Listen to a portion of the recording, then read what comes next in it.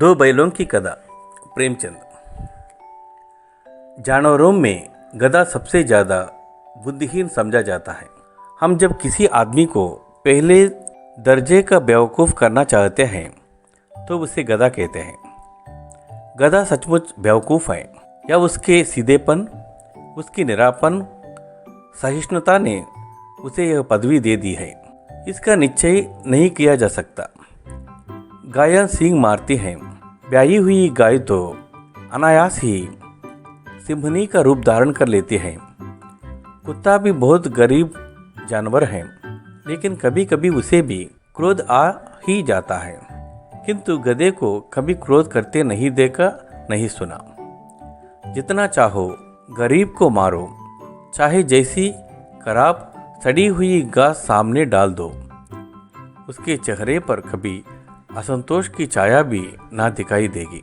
बैसाख में चाहे एक आध बार कुलेल कर लेता हो, पर हमें तो उसे कभी खुश होते नहीं देखा। उसके चेहरे पर एक विशाल स्थायी रूप से छाया रहता था। सुख दुख हानि लाभ किसी भी दशा में उसे बदलते नहीं देखा। ऋषियों मुनियों के जितने गुण हैं वे सभी उसमें पराकाष्ठ को पहुंच गए हैं, पर आदमी उसे बेवकूफ़ कहता है। सद्गुणों का इतना अनादर कहीं नहीं देखा। सदाचित सीधापन संसार के लिए उपयुक्त नहीं है। देखिए ना, भारतवासियों की अफ्रीका में क्या दुर्दशा हो रही है। क्यों अफ्रीका में उन्हें घुसने नहीं दिया जाता। बेचारे शराब नहीं पीते, 4 पैसे कुछ समय के लिए बचा कर रखते हैं, जी तोड़कर काम करते हैं, किसी से लड़ाई झगड़ा नहीं करते, 4 बातें सुनकर गम खा जाते हैं, फिर भी बदनाम हैं। कहाँ जाता है वे जीवन के आदर्श को नीचा करते हैं, और वे भी ईंट का जवाब पत्थर से देना सीख जाते तो शायद सभ्य कहलाने लगते हैं। जापान की मिसाल सामने है। एक ही विजय ने उसे संसार की साध्य जातियों में गण्य बना दिया, लेकिन गधे का एक छोटा सा भाई और भी है जो उससे कम ही गधा है, और वही है बैल। जिस अर्थ में हम गधे का प्रयोग करते हैं, कुछ इसी से मिलते जुलते अर्थ में बच्चा के ताऊ का भी प्रयोग करते हैं। कुछ लोग बैल को शायद बेवकूफ़ों में सर्वश्रेष्ठ कहेंगे, मगर हमारा विचार ऐसा नहीं है। बैल कभी कभी मारता भी है, कभी कभी अड़ियल बैल भी देखने में आता है, और भी कई रीतियों से अपना असंतोष प्रकट कर देते हैं। अतएव उसका स्थान गधे से नीचा है। जूरी काची के दोनों बैलों के नाम थे हीरा और मोती। दोनों बैलों का नाम थे हीरा और मोती। दोनों पचाई जाति के थे। देखने में सुंदर, काम में चौकस, ढील में ऊंचे। बहुत दिनों समय रहते रहते दोनों में भाईचारा हो गया था। दोनों आमने सामने या आसपास बैठे हुए एक दूसरे से मुख भाषा में विचार विनिमय करते थे। एक दूसरे के मन की बात कैसे समझ जाता था हम नहीं कह सकते। अवश्य ही उनमें कोई ऐसी गुप्त शक्ति थी जिससे जीवों में श्रेष्ठता का दावा करने वाला मनुष्य वंचित है। दोनों एक दूसरे को चाटकर और सूंघकर अपना प्रेम प्रकट करते हैं। कभी कभी दोनों सींग भी मिला लिया करते थे, विग्रह के नाते से नहीं, केवल विनोद के भाव से, आत्मीयता के भाव से। जैसे दोस्तों में घनिष्ठता होती है, वैसे ही दौल दप्पा होने लगता है। इसके बिना दोस्ती कुछ पुसपुसी, कुछ हल्की सी रहती है, जिस पर ज़्यादा विश्वास नहीं किया जा सकता। जिस वक्त ये दोनों बैल हल या गाड़ी में जोत दिए जाते और गर्दन हिला हिला कर चलते, उस वक्त हर एक की यही चेष्टा होती थी कि ज़्यादा से ज़्यादा बोझ मेरी ही गर्दन पर रहे। दिन भर के बाद दोपहर या संध्या को दोनों खुलते तो एक दूसरे को चाट छूट कर अपनी थकान मिटा लिया करते। नाद में कली बूंसा पड़ जाने के बाद दोनों साथ उड़ते, साथ नाद में मुंह डालते और साथ ही बैठते थे। एक मुंह हटा लेता तो दूसरी भी हटा लेता था। संयोग की बात, जूरी ने एक बार गोई को ससुराल भेज दिया। बैलों को क्या मालूम वे क्यों बेच रहे हैं, समझे मालिक ने हमें बेच दिया। अपना जोम बेचा जाना उन्हें अच्छा नहीं लगा। कौन जाने, पर जूरी के साले गया को घर तक गोई ले जाने में दांतों पसीने आ गया। पीछे से हाँकता तो दोनों दाएं बाएं भागते। पगड़ियाँ पकड़कर आगे से कींचता तो दोनों पीछे को जोर लगाते। मारता तो दोनों सिंग नीचे करके पुकारते। अगर ईश्वर ने उन्हें वाणी दी होती तो जूरी से पूछते, तुम हम गरीबों को क्यों निकाल रहे हो? हमने तो तुम्हारी सेवा करने में कोई असर नहीं उठा रखी। अगर इतनी मेहनत से काम ना चलता तो और काम ले लेते। हमें तो तुम्हारी चाकरी में मर जाना कबूल था। हमने कभी दाने चारे की शिकायत नहीं की। तुमने जो कुछ खिलाया वो सिर झुकाकर खा लिया। फिर तुमने हमें इस जालिम के हाथ क्यों बेच दी? संध्या समय दोनों बैल अपने नए स्थान पर पहुंचे। दिन भर के भूखे थे, लेकिन जब नाद में लगाए गए तो एक ने भी उसमें मुंह न डाला। दिल भारी हो रहा था। जिसे उन्होंने अपना घर समझ रखा था वो आज उनसे छूट गया था। यह नया घर, नया गांव, नए आदमी उन्हें बेगानों से लगते थे। दोनों ने अपनी मूक भाषा में सलाह की, एक दूसरों को कनकियों से देखा और लेट गए। जब गांव में सोता पड़ गया तो दोनों ने जोर मारकर पहे तुड़ा डाले और घर की तरफ चले। पहे बहुत मजबूत थे। अनुमान ना हो सकता था कि कोई बैल उन्हें तोड़ सकेगा, पर इन दोनों में इस समय दूनी शक्ति आ गई थी। एक एक झटके में रस्सी टूट गई। जूरी प्रातःकाल सोकर उठा तो देखा कि दोनों बैल चरनी पर खड़े हैं। दोनों की गर्दनों में आधा आधा गराव लटक रहा है। घुटने तक पांव कीचड़ से भरे हैं और दोनों की आंखों में विद्रोहमय स्नेह झलक रहा है। जूरी बैलों को देखकर स्नेह से गदगद हो गया। दौड़कर उन्हें गले लगा लिया। प्रेमालिंगन और चुंबन का वो दृश्य बड़ा ही मनोहर था। घर और गांव के लड़के जमा हो गए और तालियां बजा बजा कर उनका स्वागत करने लगे। गांव के इतिहास में यह घटना अभूतपूर्व ना होने पर भी महत्वपूर्ण थी। बाल सभा ने निश्चय किया, दोनों पशुवीरों को अभिनंदन पत्र देना चाहिए। कोई अपने घर से रोटियां लाया, कोई गुड़, कोई चोकर, कोई भूसी। एक बालक ने कहा, ऐसे बैल किसी के पास ना होंगे। दूसरे ने समर्थन किया, इतनी दूर से दोनों अकेले चले आए। तीसरा बोला, बैल नहीं है वे, उस जन्म के आदमी हैं। इसका प्रतिवाद करने का किसी को साहस न हुआ। जूरी की स्त्री ने बैलों को द्वार पर देखा तो जल उठी। बोली, कैसे नमक हराम बैल हैं ये। एक दिन वहाँ काम न किया, भाग खड़े हुए। जूरी अपने बैलों पर यह आक्षेप ना सुन सका। नमक हराम क्यों है? चारा दाना ना दिया होगा तो क्या करते? स्त्री ने रोब के साथ कहा, बस तुम ही तो बैलों को खिलाना जानते हो, और तो सभी पानी पिला पिला कर रखते। जूरी ने चिढ़ाया, चारा मिलता तो क्यों भागते? श्री चढ़ी भागे इसलिए कि वे लोग तुम जैसे बुद्धुओं की तरह बैलों को सलाहते नहीं, खिलाते नहीं, तो रगड़ कर जोतते भी हैं। ये दोनों टहरे कामचोर भाग निकले। अब देखूं कहाँ से कली और चोकर मिलता है। सूखे भूसे की सिवा कुछ ना दूंगी, खाए चाहे मरे। यही हुआ। मजूर को कड़ी ताकीद कर दी गई कि बैलों को खाली सूखा भूसा दिया गया। बैलों ने नाद में मुंह डाला तो पीका पीका, ना कोई चिकनाहट ना कोई रस। क्या खाए?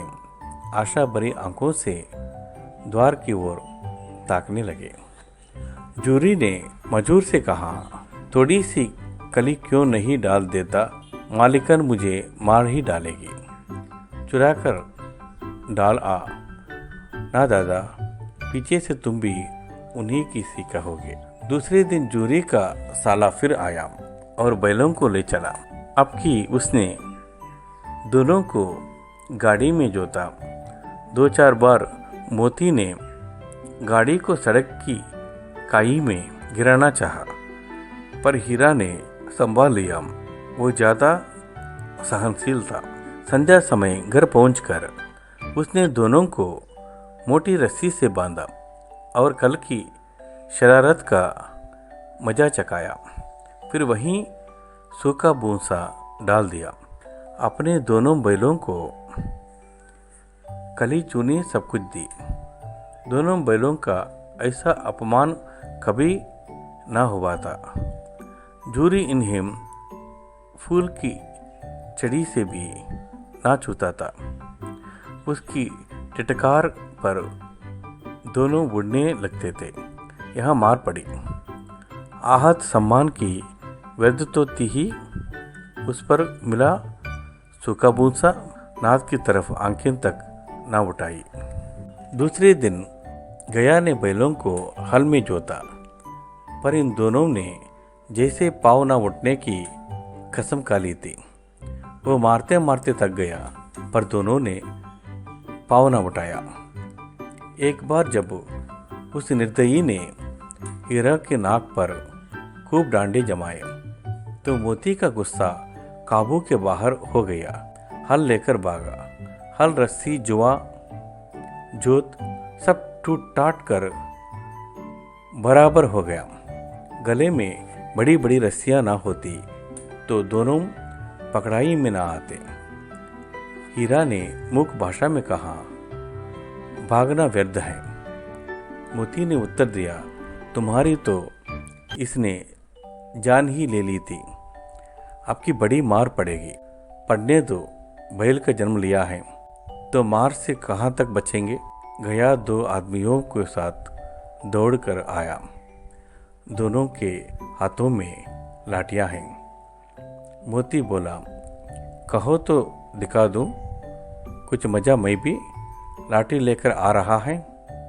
हीरा ने समझाया, नहीं भाई, खड़े हो जाओ। मुझे मारेगा तो मैं भी 1-2 को गिरा दूंगा। नहीं, हमारी जाति का यह धर्म नहीं है। मोती दिल में ऐंठ कर रह गया। गया आ पहुंचा और दोनों को पकड़कर ले चला। कुशल हुई कि उसने इस वक्त मारपीट ना की, नहीं तो मोती भी पलट पड़ता। उसके तेवर देखकर गया और उसके सहायक समझ गए कि वो वक्त टाल जाना ही मसलहत है। आज दोनों के सामने फिर वही सूखा भूसा लाया गया। दोनों चुपचाप खड़े रहे। घर के लोग भोजन करने लगे। उस वक्त छोटी सी लड़की 2 रोटियां लिए निकली और दोनों के मुंह में देकर चली गई। उस एक रोटी से इनकी भूख तो क्या शांत होती, पर दोनों के हृदय को मानो भोजन मिल गया। यहाँ भी किसी सज्जन का वास है। लड़की बैरों की थी। उसकी माँ मर चुकी थी।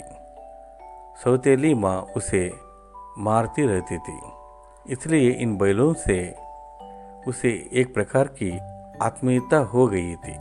दोनों दिन भर जोते जाते, डंडे खाते, शाम को थान पर बांध दिए जाते। रात को वही लड़की उन्हें 2 रोटियां खिला जाती। प्रेम के इस प्रसाद की यह बरकत थी कि दोनों गाल सूखा भूसा खाकर भी दोनों दुर्बल ना होते थे, मगर दोनों की आंखों में रोम रोम में विद्रोह भरा हुआ था। एक दिन मोती ने मुख भाषा में कहा, अब तो नहीं सह जाता हीरा, क्या करना चाहते हो? एक आध को सींग पर उठाकर फेंक दूंगा, लेकिन जानते हो वो प्यारी लड़की जो हमें रोटियां खिलाती है उसी की लड़की है जो इस घर का मालिक है। ये बेचारे अनाथ ना हो जाएगी तो मालिकिन को ना फेंक दो, वही तो उस लड़की को मारती है, लेकिन औरत जात पर सींग चलाना मना है। ये भूले जाते हो, तुम तो किसी तरह निकलने ही नहीं देते। बताओ, तुड़ाकर भाग चले। हाँ, यह मैं स्वीकार करता हूँ, लेकिन इतनी मोटी रस्सी टूटेगी कैसे? इसका एक उपाय है। पहले रस्सी को थोड़ा सा चबा लो, फिर एक झटके में जाती है। रात को जब बालिका रोटियां खिलाकर चली गई, दोनों रस्सियां चबाने लगे, पर मोटी रस्सी मुंह में ना आती थी। बेचारे बार बार जोर लगाकर रह जाते थे। सहसा घर का द्वार खुला और लड़की निकली। दोनों सिर झुकाकर उसका हाथ चाटने लगे। दोनों की पूंछें खड़ी हो गई। उसने उनके माथे सहलाए और बोली, खोले देती हूँ, चुपके से भाग जाओ, नहीं तो यहाँ लोग मार डालेंगे। आज घर में सलाह हो रही है कि उनकी नाकों में नाद डाल दी जाए। उसने गर्राव खोल दिया, पर दोनों चुपचाप खड़े रहे। मोती ने अपनी भाषा में पूछा, अब चलते क्यों नहीं? हीरा ने कहा, चले तो, लेकिन कल इस अनाथ पर आपत्ति आएगी, सब इसी पर संदेह करेंगे। सहसा बालिका चिल्लाई, दोनों फूफा वाले बैल भागे जा रहे हैं। वो दादा दादा, दोनों बैल भागे जा रहे हैं, जल्दी दौड़ो जल्दी दौड़ो। गया हड़बड़ाकर भीतर से निकला और बैलों को पकड़ने चला। वे दोनों भागे। गया ने पीछे किया और भी तेज हुई। गया ने शोर मचाया, फिर गांव के कुछ आदमियों को भी साथ लेने के लिए लौटा। दोनों मित्रों को भागने का मौका मिला, सीधे दौड़ते चले गए, यहाँ तक कि मार्ग का ज्ञात ना रहा। जिस परिचित मार्ग से आए थे उसका यहाँ पता ना था। नए नए गांव मिलने लगे। तब दोनों एक खेत के किनारे खड़े होकर सोचने लगे, अब क्या करना चाहिए। हीरा ने कहा, मालूम होता है राह भूल गए, तुम भी बेतहाश भागे। वहीं उसे मार गिराने था। उसे मार गिराते तो दुनिया का क्या कहती, वो अपना धर्म छोड़ दे। लेकिन हम अपना धर्म क्यों छोड़ें? दोनों भूख से व्याकुल हो रहे थे। खेत में मटर खड़ी थी, चरने लगे। रह रह कर आहट ले लेते थे, कोई आता तो नहीं है। जब पेट भर गया, दोनों ने आज़ादी का अनुभव किया तो मस्त होकर उछलने कूदने लगे। पहले दोनों ने डकार ली, फिर सींग मिलाए और एक दूसरे को टेलने लगे। मोती ने हीरे को पीछे हटा दिया, यहाँ तक कि वो खाई में गिर गया।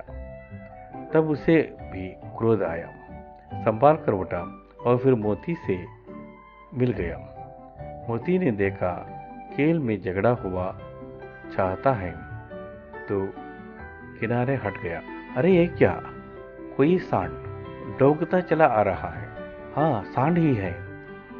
वो सामने आ पहुंचा। दोनों मित्र बगले झांक रहे हैं।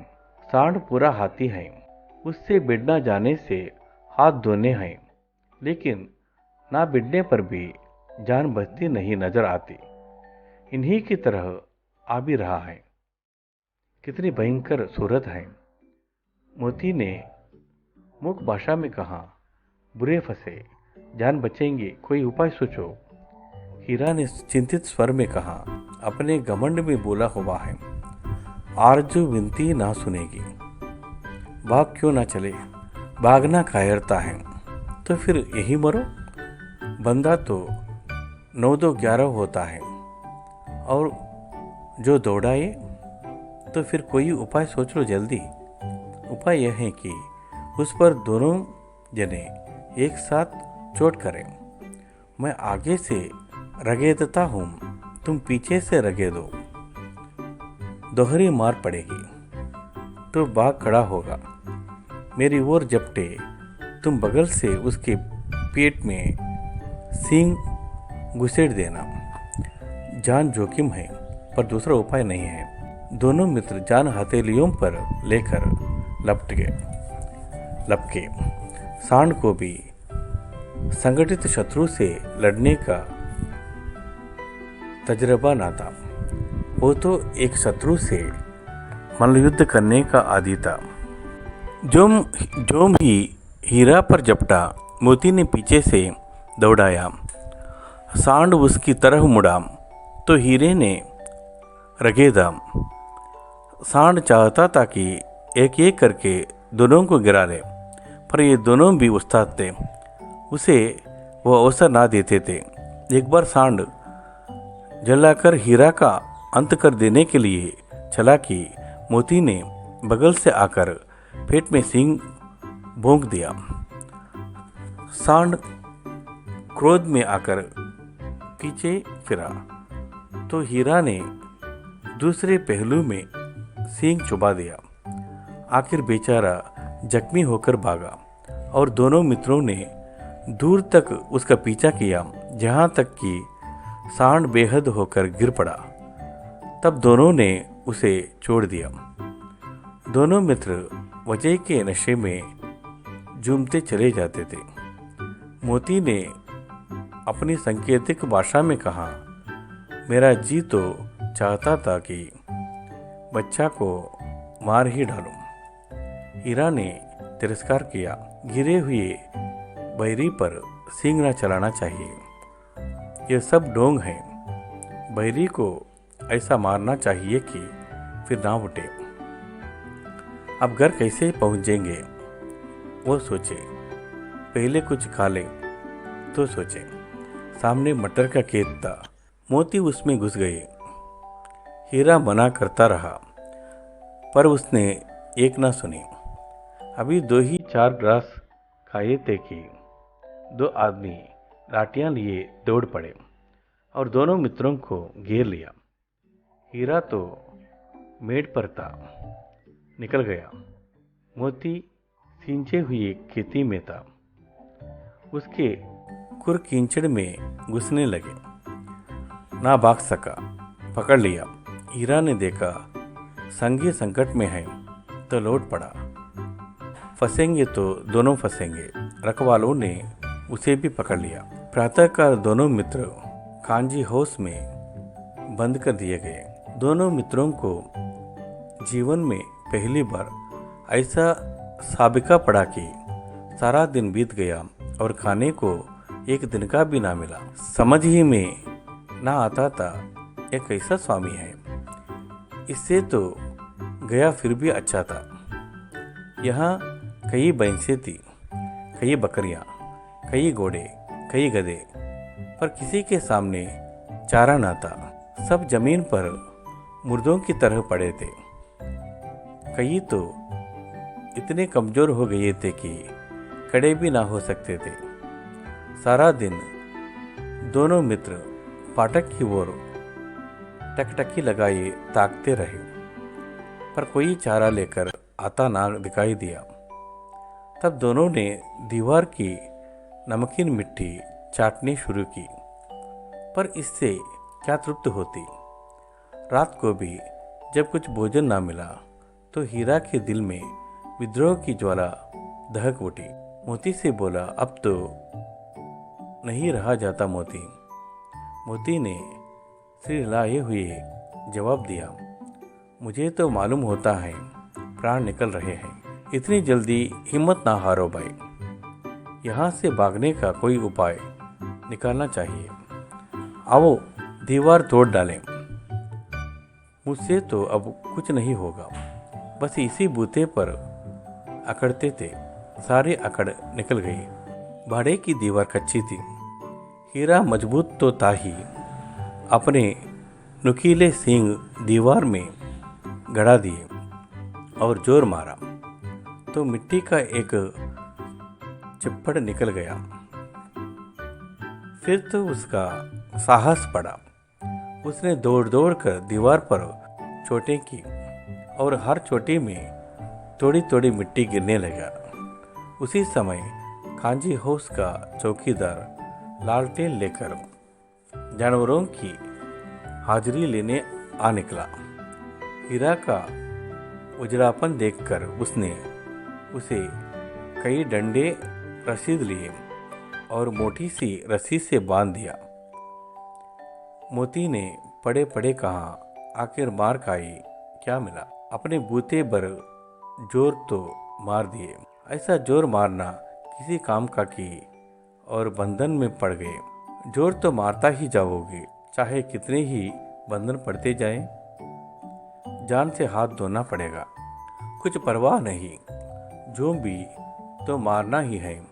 सोचो दीवार कूद जाती तो इतनी जानें बच जाती। कुछ परवाह नहीं, जो भी तो मरना ही है।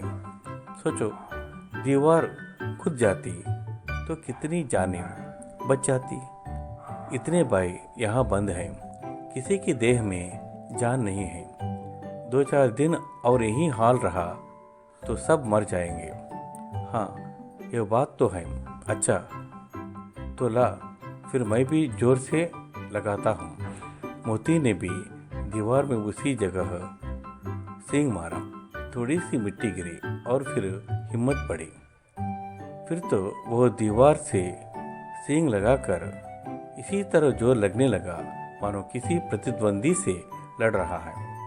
आखिर कोई 2 घंटों की जोर आजमाई के बाद दीवार ऊपर से लगभग 1 हाथ गिर गई। उसने दूनी शक्ति से दूसरा धक्का मारा तो आधी दीवार गिर पड़ी। दीवार का गिरना ताकि अधमरे से पड़े हुए सभी जानवर चेत उठे। तीनों घोड़ियां सरपट भाग निकली, फिर बकरियां निकली, उसके बाद भैंसें भी खिसक गई, पर गधे अभी तक जों के जों खड़े थे। हीरा ने पूछा, तुम दोनों क्यों नहीं भाग जाते? एक गधे ने कहा, जो कहीं फिर पकड़ लिया जाए तो क्या हर्ज है? अभी तो भागने का अवसर है, हमें तो डर लगता है हम यहीं पड़े रहेंगे। आधी रात से ऊपर जा चुके थे। दोनों गधे अभी तक खड़े सोच रहे थे कि भागें या ना भागें, और मोती अपने मित्र की रस्सी तोड़ने में लग हुआ था। जब वह हार गया तो हीरा ने कहा, तुम जाओ, मुझे यहीं पड़ा रहने दो, शायद कहीं बेंट हो जाए। मोती ने आंखों में आंसू लाकर कहा, तुम मुझे इतना स्वार्थी समझते हो हीरा? हम और तुम इतने दिनों तक एक साथ रहे हैं, आज तुम विपत्ति में पड़ गए तो मैं तुम्हें छोड़कर अलग हो जाऊं?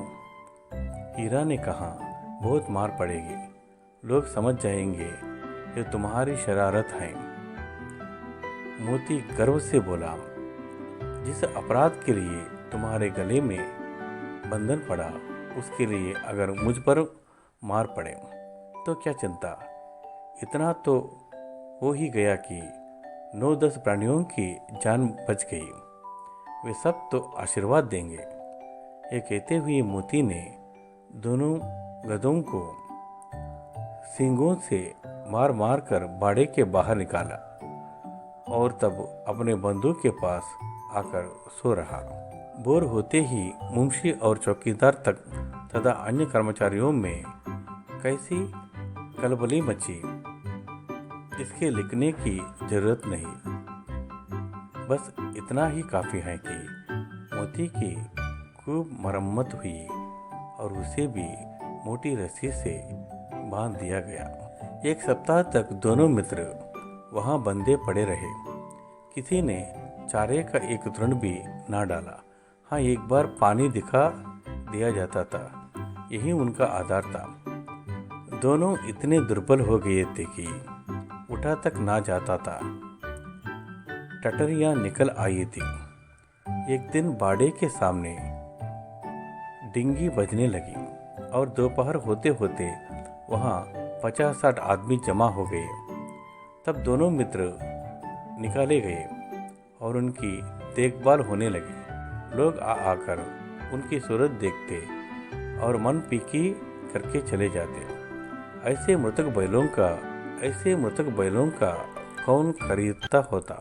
सहसा एक दड़ियल आदमी, जिसकी आंखें लाल थी और मुद्रा अत्यंत कठोर, आया और दोनों मित्रों के कुल्हों में उंगली गोद कर मुंशी जी से बातें करने लगा। उसका चेहरा देखकर अंतर्ज्ञान से दोनों मित्रों के दिल कांप उठे। वो कौन है और उन्हें क्यों टटोल रहा है, इस विषय में उन्हें कोई संदेह न हुआ। दोनों ने एक दूसरों को बीत नेत्रों से देखा और सिर झुका लिया। हीरा ने कहा, गया के घर से नाहक भागे, अब जान न बचेगी। मोती ने अश्रद्धा के भाव से उत्तर दिया, कहते हैं भगवान सबके ऊपर दया करते हैं, उन्हें हमारे ऊपर क्यों दया नहीं आती।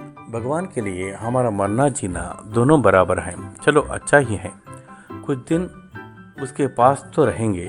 एक बार भगवान ने उस लड़की के रूप में हमें बचाया था, क्या अब ना बचाएंगे। यह आदमी छुरी चलाएगा, देख लेना। तो क्या चिंता है, मांस, काल, सींग, हड्डी सब किसी न किसी काम में आ जाएंगे। नीलाम हो जाने के बाद दोनों मित्र उस दड़ियल के साथ चले। दोनों की बोटी बोटी कांप रही थी। बेचारे पाँव तक ना उठा सकते थे, पर भय के मारे गिरते पड़ते भागे जाते थे, क्योंकि वो जरा भी चाल धीमी हो जाने पर जोर से डंडा जमा देता था। राह में गाय बैलों का एक रेवड़ हरे भरे हार में चरता नजर आया। सभी जानवर प्रसन्न थे, चिकने चपल। कोई उछलता था, कोई आनंद से बैठा फागुर करता था। कितना सुखी जीवन था इनका, पर इतने स्वार्थी हैं सब। किसी को चिंता नहीं कि उनके दो भाई बंदिक के हाथ पड़े कैसे दुखी है। सहसा दोनों को ऐसा मालूम हुआ कि यह परिचित राह है। हाँ, इसी रास्ते से गया उन्हें ले गया था। वही खेत, वही बाग, वही गांव मिलने लगे। प्रतिक्षण उनकी चाल तेज होने लगी। सारी थकान, सारी दुर्बलता गायब हो गई। आह, यह लो, अपना ही हार आ गया। इसी कुएं पर हम पुर चलाने आया करते थे, यही कुआं है। मोती ने कहा, हमारा घर नगीच आ गया। हीरा बोला, भगवान की दया है, मैं तो अब घर भागता हूँ। यह जाने देगा, इसे मैं मार गिराता हूँ। नहीं नहीं, दौड़कर तान पर चलो, वहाँ से हम आगे ना जाएंगे। दोनों उन्मुक्त होकर बछड़ों की भ्रांति कुलेलें करते हुए घर की ओर दौड़े। वह हमारा तान था। दोनों दौड़कर अपने तान पर आए और खड़े हो गए। दड़ियल भी पीछे पीछे दौड़ा चला आता था। झूरी द्वार पर बैठा धूप खा रहा था। बैलों को देखते ही दौड़ा और उन्हें बारी बारी से गले लगाने लगा। मित्रों की आंखों से आनंद के आंसू बहने लगे। एक झूरी का हाथ चाट रहा था। दड़ियल ने जाकर बैलों की रस्सी पकड़ ली। झूरी ने कहा, मेरे बैल हैं, तुम्हारे बैल कैसे? मैं मवेशी शिकाने से नीलाम लिए आता हूँ। मैं तो समझता हूँ चुराए लिए आते हो। चुपके से चले जाओ, मेरे बैल हैं, मैं बेचूंगा तो बिकेंगे। किसी को मारे, किसी को मेरे बैल नीलाम करने का क्या अख्तियार है? जाकर ताने में रपट कर दूंगा। मेरे बैल हैं। इसका सबूत यह है कि मेरे द्वार पर खड़े हैं। दड़ियल झल्लाकर बैलों को जबरदस्ती पकड़ ले जाने के लिए बढ़ा। इसी वक्त मोती ने सींग चलाया। दड़ियल पीछे हटा। मोती ने पीछा किया। दड़ियल भागा। मोती पीछे दौड़ा। गांव के बाहर निकल जाने पर वो रुका, पर खड़ा दड़ियल का रास्ता देख रहा था। दड़ियल दूर खड़ा धमकियां दे रहा था, गालियां निकालने रहा था, पत्थर फेंक रहा था, और मोती विजयी शूर की भ्रांति उसका रास्ता रोके खड़ा था। गांव के लोग यह तमाशा देखते थे और हंसते थे। जब दड़ियल हार कर चला गया तो मोती अकड़ता हुआ लौटा। हीरा ने कहा, मैं डर रहा था कि कहीं तुम गुस्से में आकर मार ना बैठे। अगर वह मुझे पकड़ता तो मैं बेमारे ना छोड़ता। अब ना आएगा तो दूर ही से खबर लूँगा। देखो कैसे ले जाता है। जो गोली मरवा दे। मर जाऊँगा पर उसके काम तो ना आऊँगा। हमारी जान को कोई जान ही नहीं समझता, इसलिए कि हम इतने सीधे हैं। जरा देर में नादों में कली भूसा, चोकरा और दाना भर दिया गया और दोनों मित्र खाने लगे। जूरी खड़ा दोनों को सहला रहा था और 20 लड़के तमाशा देख रहे थे। सारे गांव में उत्साह सा मालूम होता था। उसी समय मालकिन ने आकर दोनों के माथे चूम लिए। कितना मार्मिक कहानी है। जानवरों के प्रति कोई भी आदमी श्रद्धा प्रेम भाव से रहना जरूरी है। धन्यवाद।